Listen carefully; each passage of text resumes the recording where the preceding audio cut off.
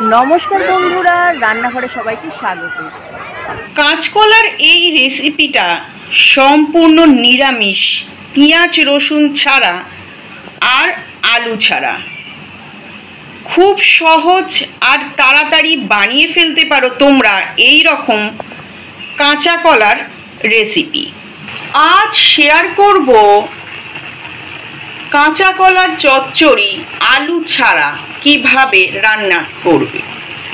আশা করি এই রেসিপিটা তোমাদের ভালো লাগবে।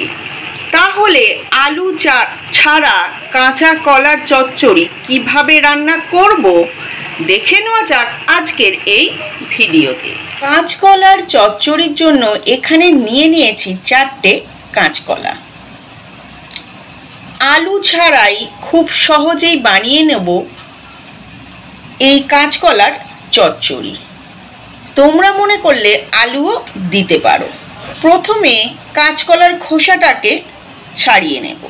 কাঁচকলার খোসাটাকে ছাড়িয়ে ছোট ছোট টুকরো করে ভালো করে ধুয়ে নিয়েছি।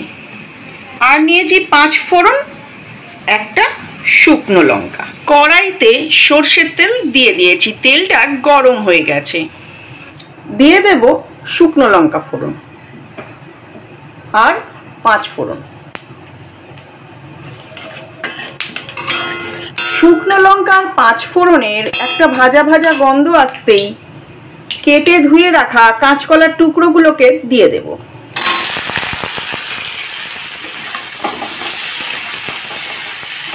কাঁচকলাটাকে হালকা ভেজে নেব। গ্যাসটাকে এখন লো ফ্লেমে রেখেই কাঁচকলাগুলোকে ভাজবো। মিনিট 5 কাঁচকলাগুলোকে ভেজে নেব। খুব একটা লাল করে ভাজবো না।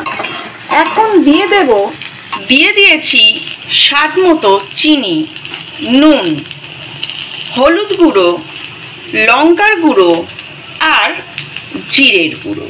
এখন ভালো করে কষে নেব। অনেকেই আছো যারা আলু খেতে পছন্দ করো না, তারা একবার এই রেসিপিটা ট্রাই করতে পারো। আশা করি তোমাদের ভালো লাগবে। কাঁচকলাটাকে মশলা দিয়ে কষা হয়ে গেছে। এখন জল অ্যাড করে দেব।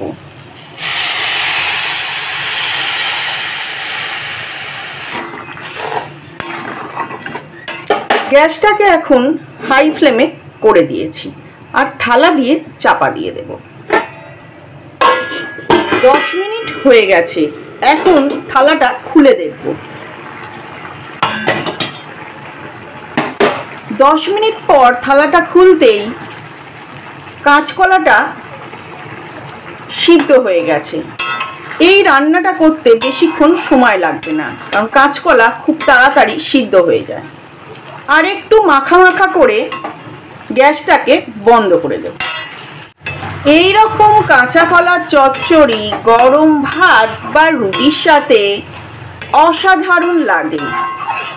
জলটা শুকিয়ে এসেছে আর কাঁচকলার চচ্চড়িটা বেশ ভালো মাখা মাখা হয়ে গেছে। এখন গ্যাসটাকে অফ করে দেব। আশা করি এই রেসিপিটা তোমাদের ভালো লাগলো। তাহলে আজকের মতো এই পর্যন্ত। আসি বন্ধুরা, আবার আসবো নতুন কোনো রান্নার রেসিপি নিয়ে।